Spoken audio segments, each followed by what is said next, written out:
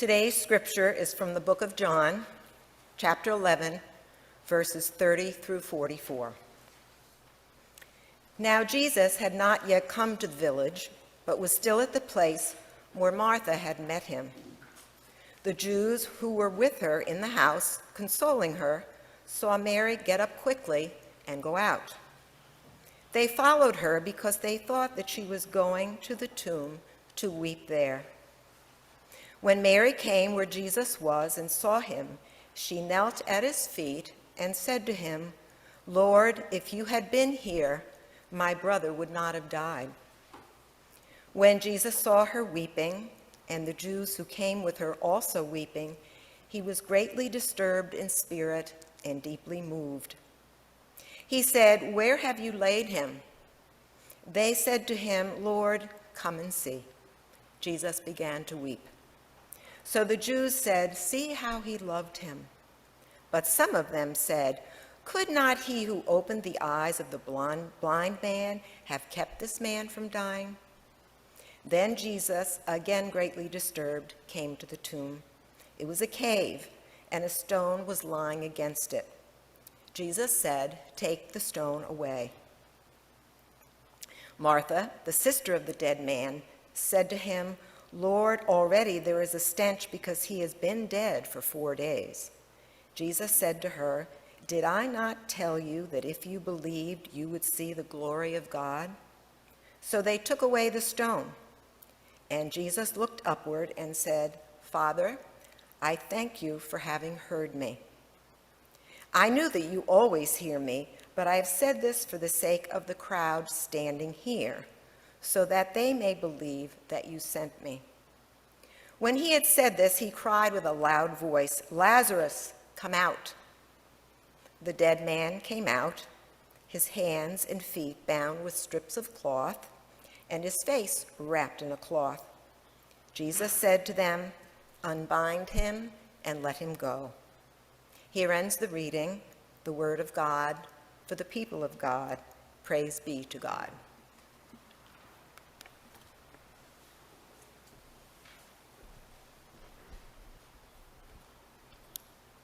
Please be with me in a spirit of prayer. May the words of my mouth and the meditations of our hearts be acceptable in your sight, O God. May you empower us with your Spirit that we may respond not only in our minds, but also with our words and actions. Amen. In one of the newest Disney movies, Encanto, there's a character that nobody wants to talk about. You may have heard of him, though. His name is Bruno. In the popular song, "We Don't Talk About Bruno," the Madrigal family sings and dances around the subject of their missing family member, Bruno. Although each person says they don't talk about Bruno, no, it is very clear that each person actually has a lot to say about Bruno. This morning, I want us to confront our Bruno in the room. We need to talk about death. No matter who you are or where you are on this life's journey, you and I are in the business of living and dying. During the season of Lent, we are reminded of this stark reality. On Ash Wednesday, ashes are richly smeared across our forehead in the shape of the cross. We are told, "You are dust, and to dust you will return." This year, it seems we hardly need a reminder of this bleak truth. Ever since the pandemic began spreading around the globe, it feels like we entered the Lenten season of 2020 and just never came out of it. It seems like we have been and still are surrounded by images and stories of suffering, warfare, violence, and death nearly all of the time. Yet death is not just lurking somewhere out there. Death is in this very room right now. Within us, behind us, before us, beside us, beneath us, and above us. It is everywhere.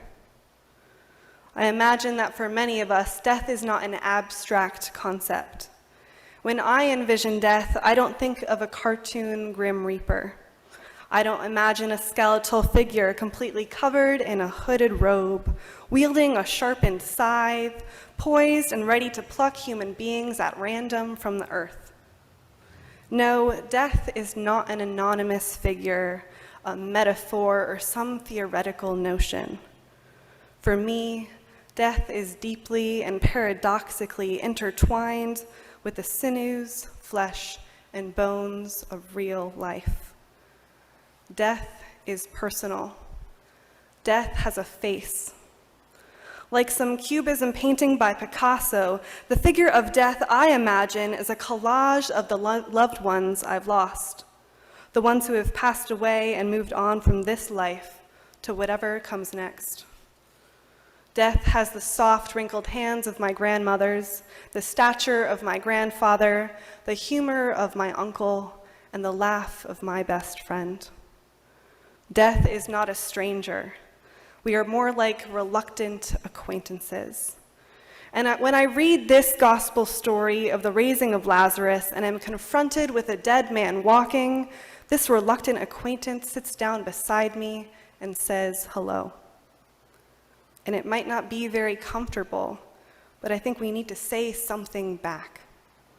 As we continue to witness and experience collective grief and loss on an unprecedented scale, we need to come to terms with, address, and talk to our particular Bruno. And yet our rituals around death are still being disrupted. Around the world, those fleeing persecution and war have had little time to prepare as they leave their homes and sometimes families behind in search of better life elsewhere. During this pandemic, funerals and memorial services have been delayed for months, if not years. We have been unable to gather comfortably, if at all, with the ones who give us comfort. In the midst of these trying times, it takes what feels like all of our energy and effort just to survive. We have had to delay our grief, and we've put off this conversation for far too long. In order to figure out what words we could possibly say to death in this moment, I think we need to journey back in time to the land where Jesus and Lazarus walked, where two sisters are mourning the loss of their brother, and the community collectively grieves. I hope we can sit with their grief so we might begin to recognize and honor our own. Let's begin. Once upon a time, a certain man named Lazarus had fallen ill. His two sisters, Mary and Martha, sent a message to their good friend Jesus saying, "Lord, the one who you love is ill." But when Jesus heard their message, he said, "This illness does not lead to death. Rather, it is for God's glory, so that the Son of Man may be glorified through it." So, although Jesus loved Martha and her sister and Lazarus, after having heard that Lazarus was ill, he stayed 2 days longer in the place where he was. Let's pause here. If I can be honest with you, I find the start of this narrative rather troubling. In the wise words of Marvin Gaye, "What's going on? What's going on?" Mary and Martha have sent a message to Jesus informing of him their dire situation. Although they request nothing from him, some action on Jesus' part seems to be expected. Indeed, throughout his ministry, Jesus moves toward those who suffer. He rarely, if ever, delays. So in this instance, why does Jesus delay? Why would Jesus, a man who has the power of life, the power to give life, sustain life, and redeem life, intentionally let his best friend die so he can prove he can resurrect life? I don't know about you, but this bothers me. This behavior calls into question everything I know and hold dear about Jesus. Just last week, Jesus rescued Peter when he tried to walk on water.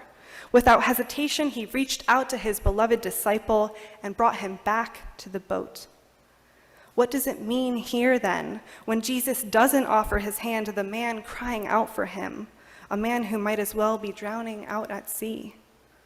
There must be something going on here. In the face of atrocities and senseless suffering, it is natural for us to question the goodness of God. In the light of these and our present circumstances, how can we make sense of God's activity in the world? It appears God is not always with us in the ways that we expect, want, or believe. Perhaps in our natural human desire to pursue and find meaning, we ask questions that aren't meant to be answered, at least not by us. Yet we seek to understand anyway. And so we ask again, what is happening here? As the story unfolds, we receive a few hints that possibly explain why Jesus failed to rush to the sides of one whom he loves to offer comfort, strength, and healing. After 4 days had passed, Jesus says to the disciples, "Let us go to Judea again." The disciples reply, "Rabbi, the Jews were just trying to stone you, and you are going there again?" Jesus confirms their worst fears. "Yes," he says, "let us go to him." One of the disciples, Thomas, then turns to his fellow disciples and says, "Let us also go, that we may die with him." You see, before this story began, Jesus was nearly arrested and stoned to death by an angry mob in Judea. His teachings were drawing more critics, and he was growing less popular among the religious and political higher-ups. At this point in Jesus' ministry, his life and vocation are nearing an end. In fact, in the Gospel of John, the raising of Lazarus is the catalyst that leads to Jesus' arrest, trial, persecution, and crucifixion. Thus, when Jesus delays his travels, it is possible he is avoiding death, and doubly so, the death of his beloved friend, as well as his own demise. Oftentimes, when we are confronted with another person's mortality, we are forced to face our own. Death is scary, and the promise of resurrection doesn't always make death any less terrifying. And yet, in this gospel story today, everyone's confrontation with death eventually leads them to new life. Tenderly, the disciple Thomas offers to follow Jesus and encourages others to do so, even to the point of death. In a few chapters from now, Jesus will introduce a new commandment, that we love one another, for no one has greater love than this, to lay down one's life for one's friends.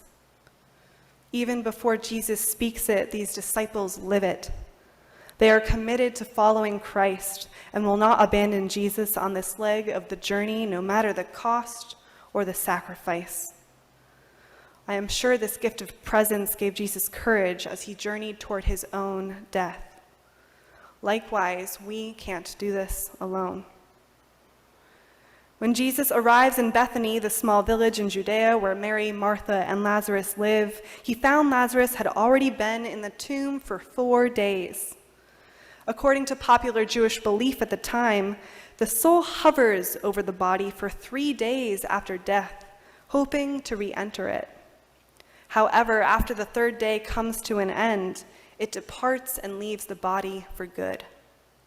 By this time, any hopes of a healing or a miracle would have been long gone. Despite this, when Martha heard that Jesus was coming, she went and met him on the road. Martha approached Jesus saying, "Lord, if you had been here, my brother would not have died." After an exchange, she leaves Jesus and goes back to her home, calling for her sister, Mary. When Mary hears Jesus has called for her, she quickly goes out to see him. As she approaches Jesus, she falls on her knees at his feet, saying, "Lord, if you had been here, my brother would not have died." Both Martha and Mary's greetings imply that they had expected Jesus to do something. They both believed Jesus would have intervened on their brother's behalf. Now, Jesus' very presence is a reminder of an unfulfilled expectation and promise. He is too late. I can imagine their feelings of disappointment, betrayal, anger, and grief. Certainly, after days of waiting, their cries had turned into psalms of lament. Several verses come to mind. Psalm 4 opens, "Answer me when I cry out, O God." Psalm 6 says, "Be gracious to me, O Lord, for I am languishing. I am weary with my moaning. Every night I flood my bed with tears. I drench my couch with my weeping. My eyes waste away because of grief." And then the famous words of Psalm 22, the words Jesus utters in his final breath in the Gospels of Matthew and Mark, my God, why have you forsaken me?" These ancient words encapsulate the timelessness of grief, suffering, and pain. Although these words are full of rage and doubt, this is the language of faith. These are prayerful cries. When Jesus sees Mary weeping, he is deeply moved and asks to be led to the place where Lazarus was laid to rest. Jesus begins to weep alongside her, acknowledging the pain that death and suffering causes in human life. Jesus was not immune to the bitterness of death. He did not try to belittle her tears, rush to the resurrection, or skip to the good part. No, he stood there, weeping and crying with the crowd as they mourned. As they came to the tomb, Jesus bid the crowd to take away the stone. But Martha quickly interjects, "Lord, already there is a stench because he has been dead 4 days." Unlike Egyptian burials, where bodies were mummified, Jewish burial did not involve embalming. Instead, the body was anointed with perfume and wrapped. As you can imagine, after a span of 4 days, the perfume would have worn off, absolutely useless against the strong smell of the body's natural decomposition. One can only imagine the overpowering and deathly stench that confronted Jesus and the others at this tomb. Despite their hesitations, Jesus once again commands the stone to be removed. He looks up to the heavens, says a prayer of thanksgiving, and with a loud voice cries, "Lazarus, come out!" Remarkably, the dead man came out, his hands and feet bound with strips of cloth, and his face wrapped in a cloth. Jesus said to them, "Unbind him and let him go." In his Lenten devotional book, Rise, theologian John Pavlovitz has a lot to say about this story. Ever since the passing of his father, he struggles with the story of Lazarus' resurrection. Reading this narrative forces him to relive the worst parts of his own experience with death. He painfully recognizes the depth of loss, the scalding grief, the utter desperation, the pleading prayers for a miracle, the vacancy left, and the hopelessness that sets in afterward. When Lazarus exits the tomb, it is easy for us to grow jealous of someone else's miracle. He says, "I am strangely envious of this family. I didn't get the payoff of that moment. I, too, wanted to see the impossible, to know the knee-rocking surprise of getting someone I love who'd been taken, returned." We see Jesus do something that we haven't seen him do since, and we wonder why. Aside from this extraordinary spectacle, we wonder why the rest of us have had to live in the loss, to mourn them and to miss them, and to live with the reality that on this side of the grave, death really stinks. For many of us here this morning, this Lazarus story may similarly hit close to home. You may know full well what it is like to lose someone you love from an illness, an accident, or circumstances that you had no control over. Death has a face. Death has a body, and they do not rise up and live again. When we are in the throes of grief, it is us who walk like zombies on the earth. Like a whispering phantom, death lingers all around us. We might feel stuck in our sadness, shuffling from room to room, painfully aware of the ties that bind us to both death and life.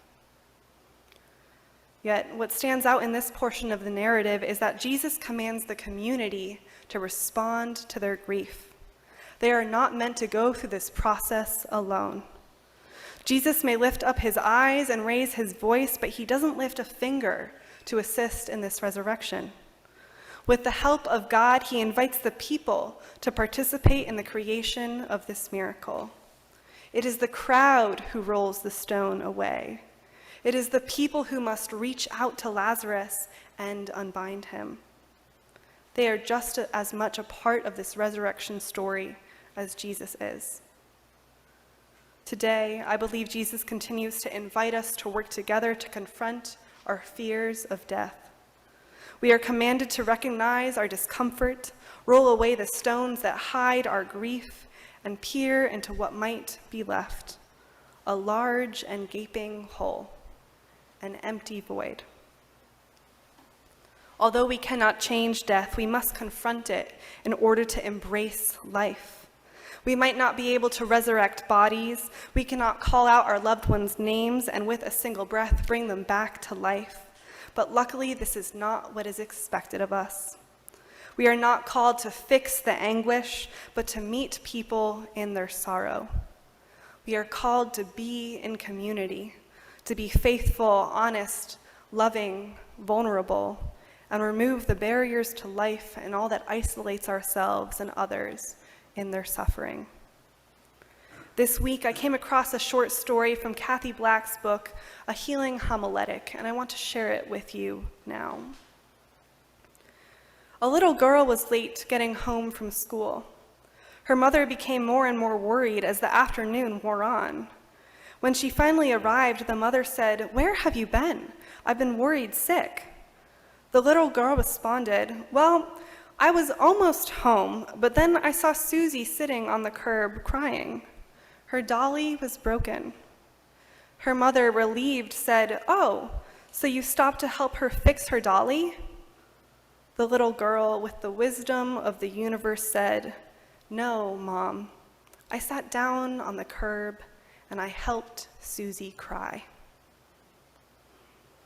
At the end of the day, although death can leave us feeling broken, depleted, defeated, deserted, we have something to offer and receive. As we wait for God's response, we can help each other cry. We can hold each other's hands. We can share our compassion, our presence, our memories, and our stories. We can be honest about how we are really doing, and we can share our love, because love brings life. Then perhaps as we work through the muck and the mire, these grave clothes will be transformed into swaddling clothes. Death's sting will be dulled as we are prepared for new life and are born again. Maybe there will be singing and dancing and a great celebration. Only then may we have the opportunity to turn toward death and say, "You might have some power, but my God is greater, and I am not alone." May it be so, and amen.